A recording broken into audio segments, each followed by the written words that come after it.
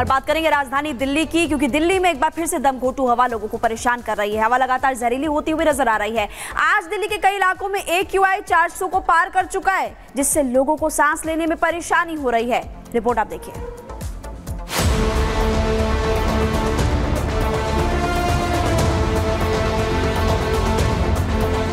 हवा में घुलने लगा जहर,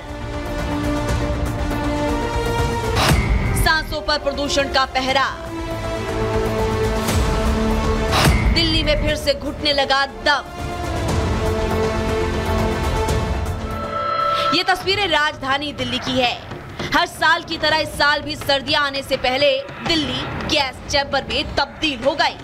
आसमान में दिख रहा धुएं का गुबार धुंध की चादर मौसम की वजह से नहीं, बल्कि हवा में फैले धूल और प्रदूषण की वजह से है। पिछले कई दिनों से दिल्ली और उसके आसपास के शहरों के हालात बिगड़ते नजर आ रहे हैं।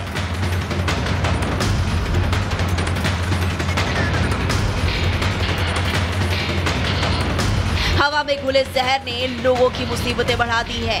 खुले में काम करने वालों और टहलने वाले लोगों ने सांस लेने में दिक्कत की शिकायतें करनी शुरू कर दी है।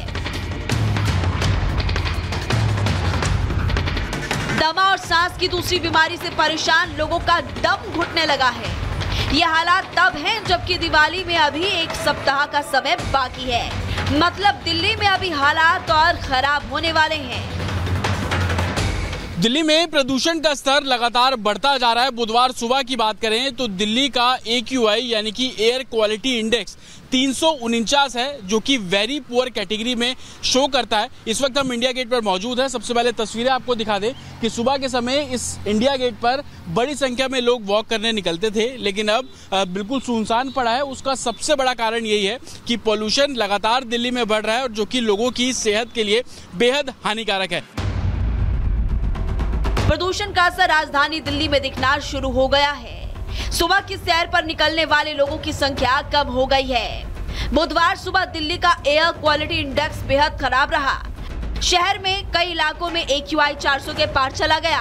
केंद्रीय प्रदूषण नियंत्रण बोर्ड के अनुसार बुधवार सुबह दिल्ली का ओवरऑल AQI 349 दर्ज किया गया, जबकि जहांगीरपुरी में 414 तो आनंद विहार में 403 और नजफगढ़ में AQI 400 तक पहुंच गया।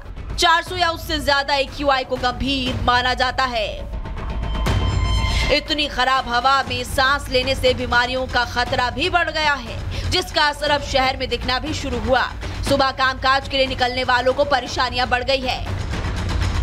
मौसम विभाग का कहना है कि आने वाले 3 दिन दिल्ली में पॉल्यूशन का स्तर जो है वो और गंभीर होता हुआ आपको नजर आएगा, क्योंकि जिस तरीके से दिल्ली में हवा नहीं चल रही है, पॉल्यूशन बेहद निचले स्तर पर है, जिससे लोगों को काफी परेशानी हो सकती है। और तस्वीरें हम आपको लगातार इंडिया गेट की दिखा रहे हैं, जहां पर बड़ी संख्या में लोग वॉक करने, सुबह मॉर्निंग वॉक करने, सैर करने आते हैं, लेकिन अब बिल्कुल खाली पड़ा है, बिल्कुल सुनसान पड़ा है।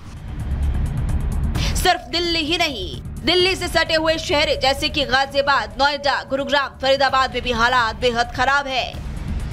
प्रदूषण की वजह से इन शहरों में हवा में भी सांस लेने में मुश्किल हो रही है। इस हालात से निपटने के लिए दिल्ली में ग्रैब 2 लागू किया गया है, जिसके तहत डीजल जनरेटर चलने पर रोक लगा दी गई है। CNG, इलेक्ट्रिक बसों और मेट्रो की सर्विस बढ़ा दी गई है। नेचुरल गैस, बायोगैस, LPG से चलने वाले जनरेटर को ही अनुमति है। प्राइवेट गाड़ियों के इस्तेमाल को कम करने के लिए पार्किंग फीस में बढ़ोतरी की गई। 800 किलोवाट से ज्यादा क्षमता वाले जनरेटर तभी चल सकेंगे जब वो रेट्रोफिटिंग करवाएंगे। कोयले की जगह बिजली के हीटर के इस्तेमाल की सलाह दी गई है। इसके अलावा जहां धूल ज्यादा उड़ती हो, वहां पानी का छिड़काव करने के निर्देश दिए गए, जिससे धूल के कणों को हवा में जाने से रोका जा सके। प्रदूषण की मुख्य वजह पंजाब, हरियाणा में जलने वाली पराली है। गाड़ियों से निकलने वाला धुआं भी इसमें अहम योगदान है। माना जा रहा है कि जैसे जैसे मौसम में सर्दी बढ़ेगी, दिल्ली की हवा में जहर और ज्यादा घुलेगा। मतलब दिल्ली का दम अभी और ज्यादा घुटने वाला है। Bureau report, Republic Bharat. लेकिन सबसे बड़ा सवाल कि दिल्ली की हवा में ये जहर घुला कैसे। आपको बताते हैं कि पराली जलाने से जो धुआं निकलता है उसकी वजह से, और ये हर साल होता है, हर साल ये बात मुद्दा भी बनती है। गाड़ियों से निकलने वाला धुआं भी अब जहरीला हो चुका है क्योंकि AQI का स्तर कई इलाकों में 350 को पार कर गया है। फैक्ट्री से निकलने वाला धुआं भी प्रदूषण की एक मुख्य वजह है। निर्माणाधीन इमारतों से उड़ती हुई धूल, यही वजह है कि जो कंस्ट्रक्शन बिल्डिंग है अंडर कंस्ट्रक्शन से उन पर रोक लगा दी जाती है। लकड़ी कोयला जलाने से भी जो धुआं उत्पन्न होता है उसकी वजह से भी दिल्ली की आबो हवा पर असर पड़ता है। अब ऐसे में ग्रैब 2 लागू कर दिया गया है, यानी ग्रैब 2 में कई चीजों का ध्यान रखना पड़ेगा, विशेष तौर पर कि जो मेट्रो है उनके फेरे बढ़ाए जाएंगे, CNG बसेस के फेरे बढ़ाए जाएंगे, और इसी के साथ जो पेट्रोल डीजल से चलने वाले वाहन हैं। बाबा सिद्दीकी हत्याकांड मामले में बड़ा खुलासा। लॉरेंस बिश्नोई के भाई अनमोल बिश्नोई के संपर्क में थे तीनों शूटर्स। एक मैसेजिंग ऐप के जरिए बातचीत की थी। अनमोल ने ही दी थी बाबा सिद्दीकी की सुपारी। शूटर्स के फोन से मिले चैट के कुछ हिस्से अनमोल ने भेजी थी बाबा सिद्दीकी और जीशान की फोटो। झारखंड में सीट शेयरिंग पर हिमंता बिस्वा शर्मा ने तेजस्वी यादव पर तंज कसा और कहा तेजस्वी यादव की कोई ब्रांड वैल्यू नहीं। 3 बार हेमंत सोरेन से मिले गए, तेजस्वी से नहीं मिले सोरेन। तेजस्वी यादव का जो हालत हुआ है उससे मेरा दुख है। मेरा लगता है अभी बिहार का जनता का यह समझ आ जाएगा कि तेजस्वी यादव का कोई ब्रांड वैल्यू नहीं है। आरजेडी नेता तेजस्वी यादव का बयान, कहा हम उन लोगों को कर देंगे नष्ट जो मुसलमानों को बुरी नजर से देखते हैं। मान भाइयों के प्रति अगर बुरी नजर कोई देखने का काम करेगा तो राष्ट्रीय जनता दल और तेजस्वी यादव चुप बैठने वाला नहीं, ईंट से ईंट बजा देंगे।